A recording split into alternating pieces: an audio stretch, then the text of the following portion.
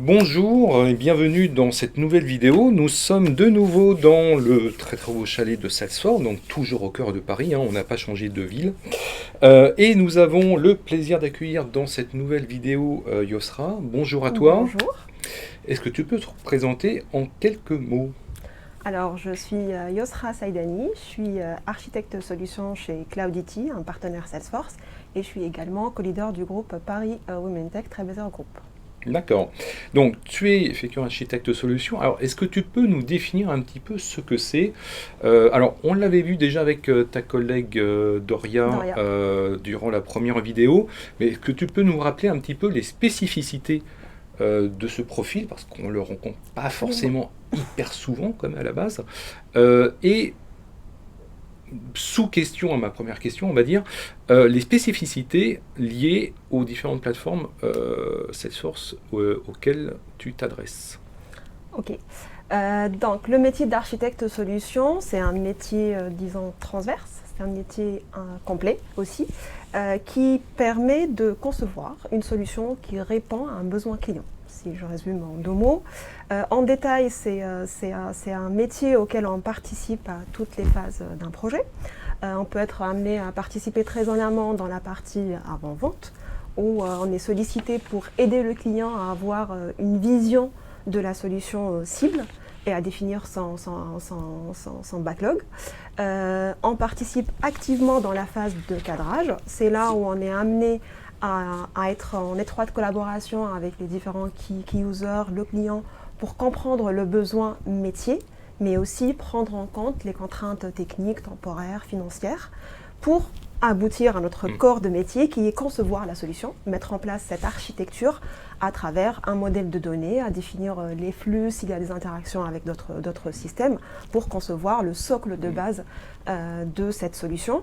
Et on ne s'arrêtera pas là puisqu'on doit aussi continuer à gérer l'équipe d'implémentation pour construire brique par brique notre solution et s'assurer que ce qu'on a construit répond absolument aux besoins clients, mais aussi il respecte la plateforme Salesforce, il répond aux normes de sécurité, Doria a parlé de gouvernance, de limites, donc à prendre tout ça en considération parce qu'au final, on est le garant d'une solution qui répond aux besoins d'un client, mais aussi d'une solution évolutive, une solution scalable et une solution qui sera maintenable aussi dans le futur. Alors, ce que Tunis évoque là, c'est ce que l'on devrait faire logiquement dans un projet classique dans le développement infrastructure, en fait, non? Absolument. C'est ça, Absolument. Oui, oui, absolument. Donc, c'est comme construire une maison, pareil.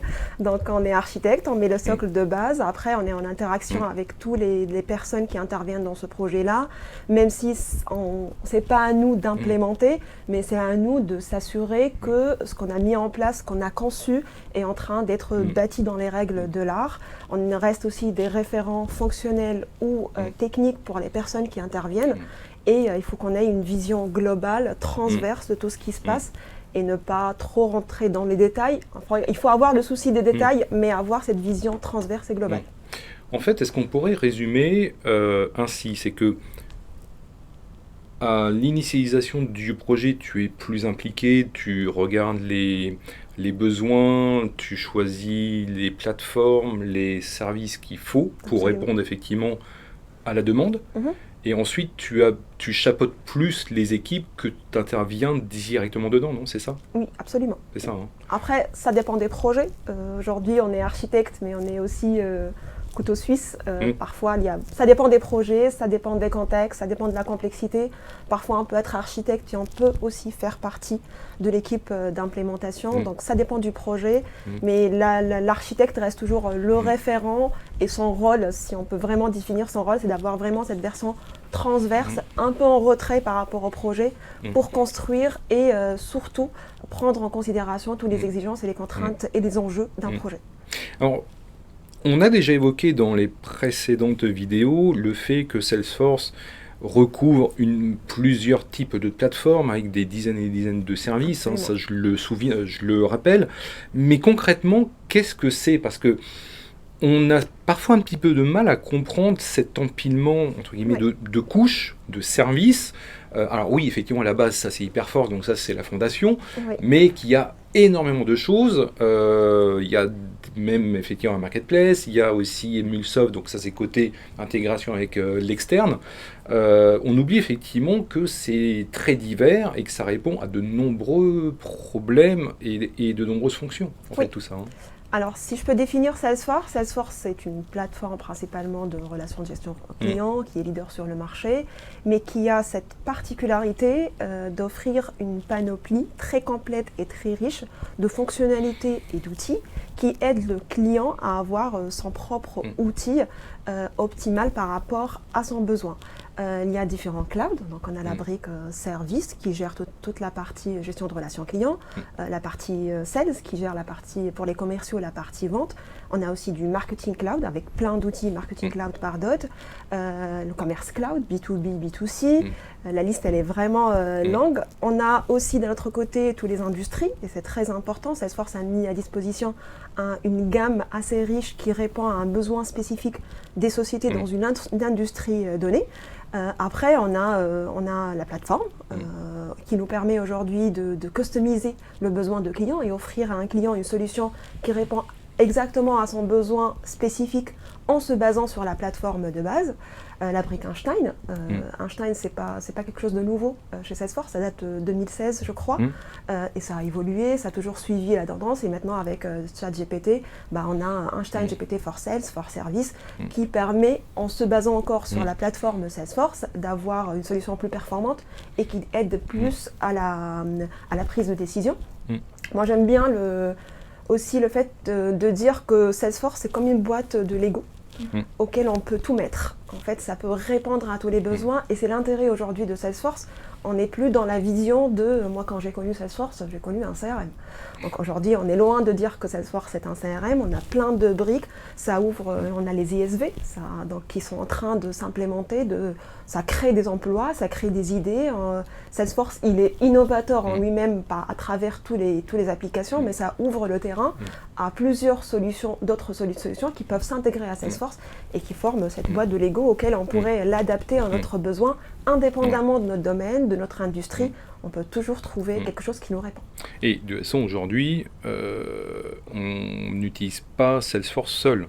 Aujourd'hui, en général, c'est intégré à d'autres services, à d'autres provider cloud, à d'autres architectures. Donc forcément, il faut des liens, il faut des connecteurs, il faut des couches pour connecter tout ça, interconnecter, pour échanger les données, etc. Hein. Absolument, donc Salesforce n'est pas seul. Alors, ça dépend des entreprises. Il y a des entreprises qui sont à des tailles différents, qui se contentent d'avoir un Salesforce qui couvre le CRM, la partie gestion de clients, la partie marketing. Et il y a des grosses structures qu'aujourd'hui, Salesforce reste une application clé pour leur système, mais qui peuvent avoir plusieurs interactions. C'est aussi le rôle d'un architecte de prendre en considération tous les flux entrants, sortants. Salesforce aujourd'hui offre effectivement cette vue, ce qu'on appelle la roue. Vous savez peut-être, tout le monde a vu la roue, la vue 360. Donc indépendamment si vous utilisez 100% Salesforce ou vous utilisez Salesforce avec d'autres applications, vous avez toujours la possibilité d'avoir cette vue 360 clients auquel vous avez toutes ces informations centralisées dans une même plateforme avec des données internes Salesforce parce que vous avez choisi d'utiliser la panoplie de features que Salesforce offre ou parce que vous avez des interactions avec d'autres systèmes que Salesforce effectivement peut l'assurer d'une façon très sécure en utilisant comme du soft pour les interactions, des API. Donc la technologie Salesforce, elle ouvre la porte à toutes les technologies possibles pour que le client, en fonction de son structure aussi, de sa structure, de son architecture, pouvoir choisir la meilleure solution pour interagir avec Salesforce. Est-ce qu'une des difficultés de ton métier, c'est d'aborder les couches transverses et les verticaux parce que tu as des services communs et des plateformes communes, effectivement, à tous les services pour chaque type de métier. Quel est le plus dur pour toi? C'est de maîtriser les couches hautes, les couches basses ou les deux? Alors, pour être un architecte digne de ce nom, il faut tout connaître. Alors, on n'est pas du tout expert dans tout, on peut pas Non. être expert dans tout, mais vraiment, pour être vraiment architecte, il faut essayer de connaître, essayer de faire de mon mieux pour avoir au moins une idée globale de tout ce qui se passe dans Salesforce et en dehors de Salesforce, pour vraiment être capable de donner et de donner la solution optimale qui répond à une solution, qui répond à un besoin client. Indépendamment de tout ce qu'on a dit tout à l'heure, la complexité, les paramètres qui peuvent intervenir, les contraintes des clients techniques ou opérationnelles. Donc oui, c'est un apprentissage, on a parlé dans les vidéos précédentes, un architecte doit être vraiment en apprentissage permanent de tout ce qui se passe parce que Salesforce évolue, les autres systèmes aussi évoluent, MuleSoft a évolué, les autres systèmes, les ERP, il y a plusieurs versions, donc voilà, on n'est pas, voilà, c'est un peu différent de ce que fait par exemple dans la première vidéo, on a vu l'architecte solution qui est plus en amont, moi en tant qu'architecte solution, je suis très focalisée Salesforce, mais aussi je ne peux pas ignorer la couche de Salesforce qui est juste en dessous pour pouvoir effectivement analyser et proposer des solutions s'il y a des interactions avec d'autres systèmes. Et il t'arrive de mettre les mains dans la plomberie, dans les studios de low-code, no-code, dans les API, ou est-ce que tu évites de trop passer de temps dessus? Ça dépend de plein de paramètres. Alors, moi, j'étais développeuse avant, donc je suis plus à l'aise dans la partie technique. C'est pas une partie, les écrans noirs, les lignes de code ne me font pas peur, au contraire, ça me rappelle des souvenirs. Mais généralement, j'ai plutôt un rôle transverse. Je continue, j'aime bien aussi rester opérationnel. Donc, j'ai des projets où je suis aujourd'hui. J'ai des projets où je suis vraiment architecte, donc je ne touche pas du tout, et j'ai des projets où je suis consultante. Donc j'implémente des solutions, je fais partie de l'équipe d'implémentation, ce qui me permet d'être toujours à la up-to-date par rapport à toutes les nouveautés, parce que même si je suis d'une façon quasi journalière toutes les nouveautés, c'est beaucoup plus formateur si on touche et on paramètre pour voir que finalement le résultat de plein d'innovations et de plein de release notes, de changements qui ont été faits au niveau de Salesforce. Et ce serait quoi une journée type pour toi? Alors, est-ce qu'il y en a une déjà? Alors non, pas du tout. Non. J'ai des journées qui se ressemblent pas du tout. Donc comme je vous dis, je suis pas monoprojet, j'ai plusieurs projets. Donc il y a des projets où je suis architecte et du coup j'ai des ateliers à planifier avec le client, j'ai des modèles de données à concevoir, j'ai des paramètres, j'ai des calls avec les parties prenantes, avec le client. Donc j'ai plein de réunions. J'ai beaucoup d'échanges avec les développeurs, avec les tech leads pour échanger par rapport à une solution. Donc j'ai une partie de ma journée où généralement je suis dans la phase de conception. J'ai une autre partie où je suis consultante, donc j'ai un besoin client, j'ai des tâches que j'exécute pour un projet donné. Ça peut être une implémentation d'une industrie, ça peut être la mise en place d'une problématique sur CPQ. Voilà, j'essaie vraiment de toucher à tout. Je peux avoir une journée à faire de la documentation, tout simplement, à toucher que des PowerPoint, à faire des présentations. Je peux avoir une partie de ma journée que je fais le chiffrage parce que j'ai participé à une avant-vente.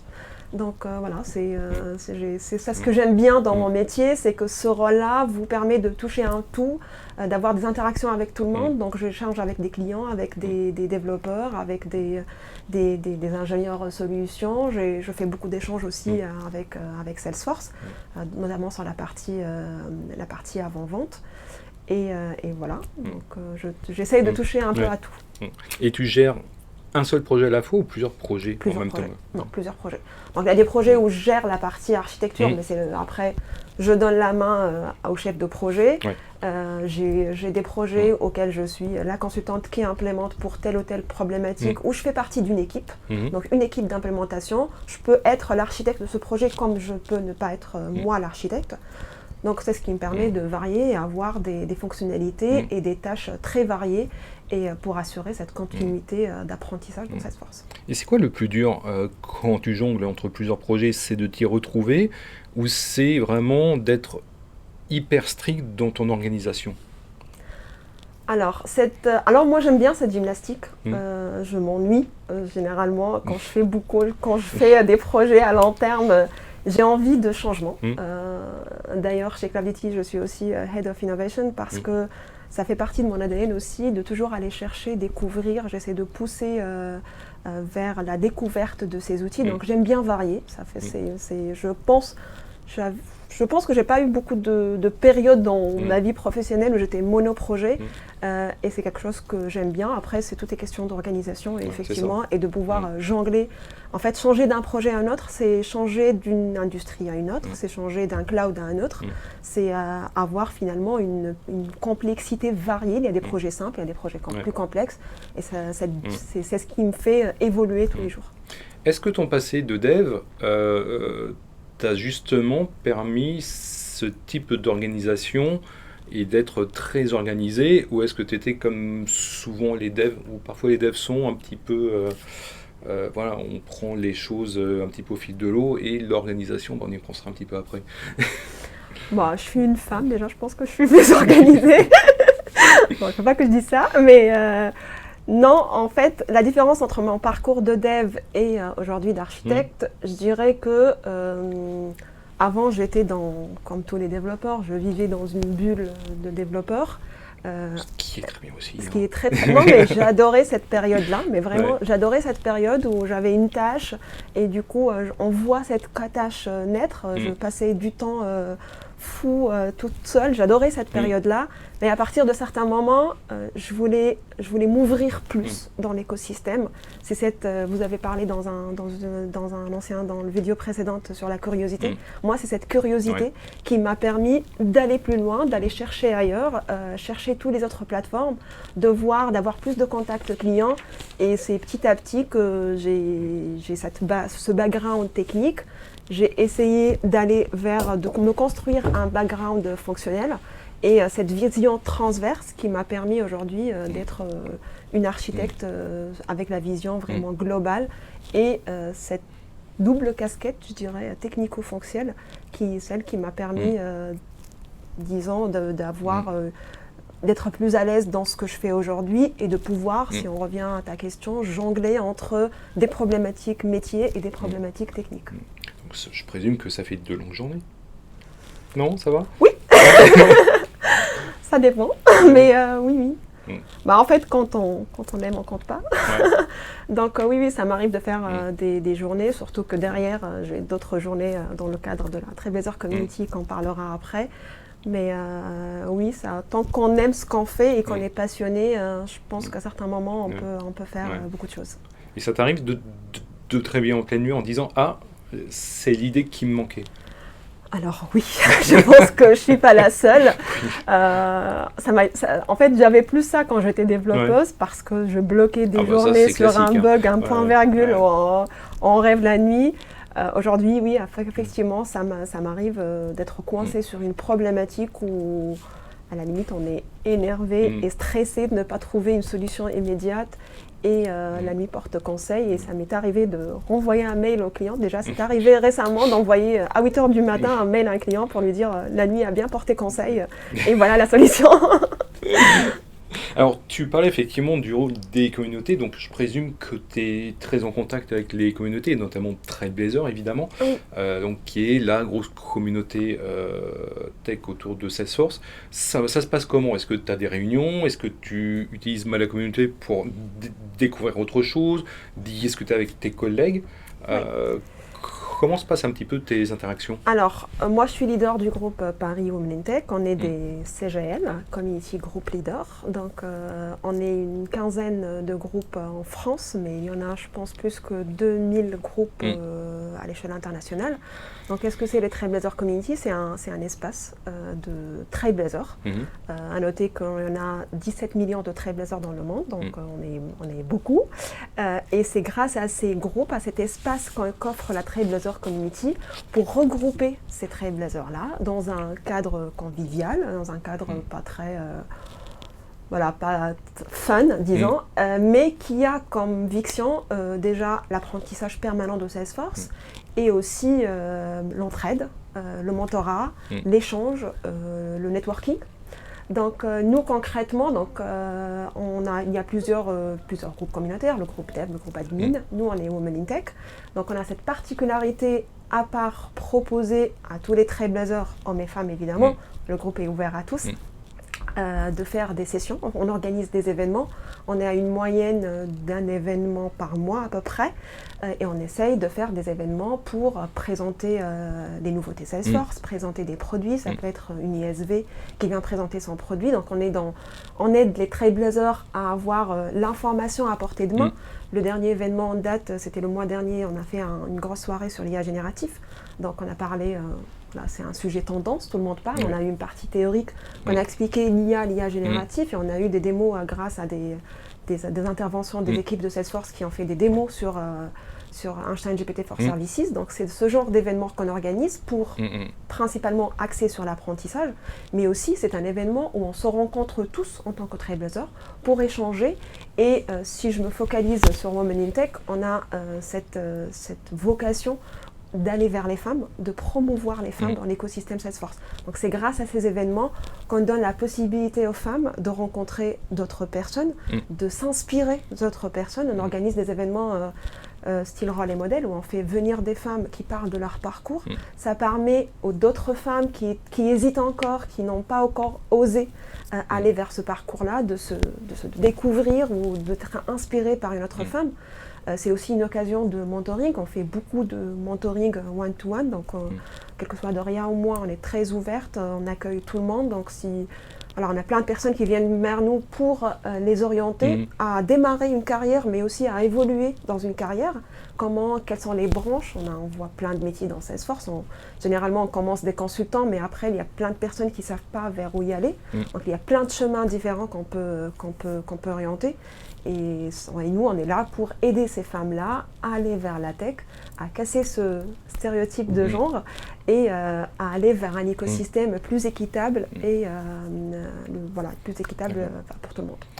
Si on devait donner un ultime conseil, c'est se lancer. Absolument. Et puis y aller et se former. Oser.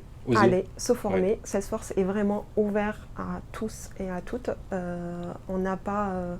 Il ne faut pas avoir une liste de cases à cocher. Le seul point commun, c'est, je reviens sur la curiosité, le fait, c'est une qualité qu'il faut avoir pour aller vers l'avant Salesforce. Il ne faut pas se dire, je me suis formé, je suis consultant Salesforce, je suis dans mon... Il faut sortir de son cercle de confort, un peu de sa zone de confort, et toujours aller chercher plus loin. C'est comme ça qu'on avance. Hommes, femmes, quel que soit notre background technique, fonctionnel, il faut oser, il faut y aller. Et tout le monde a sa chance aujourd'hui de réussir dans l'écosystème Salesforce. Alors, ce que l'on peut aussi rappeler, et ce sera le mot de la fin, c'est que l'on soit architecte, solution développeur, c'est la curiosité, c'est la formation. Qui permet de rester aussi à jour. En fait. Oui, absolument. Ça, c'est très important. C'est très important. J'ai envie de dire, il faut être passionné aussi par cette plateforme. C'est là où on peut aller plus loin parce que c'est cette motivation qui nous permet aujourd'hui d'alimenter notre curiosité, de ce que ça devient. En fait, il faut que ça devienne naturel chez nous, de booker du temps, de prévoir dans sa journée ou dans sa semaine du temps pour aller chercher. Il y a il y a des tonnes et d'énormes informations qui est mise à disposition, quelle que soit par Salesforce, par les communautés, par des personnes qui sont passionnées aussi par Salesforce et qui offrent des cours gratuits. On a plein de webinaires, plein d'événements. Donc si on cherche, on trouve. Donc on n'a aucune excuse pour ne pas être dans cet apprentissage continu et pour réussir dans l'écosystème Salesforce, indépendamment où on est ou quoi qu'on est ou quelle est notre formation. Parfait. Ce sera le mot de la fin. Merci à tout le monde et à très bientôt pour de nouvelles vidéos. Merci à toi. Merci.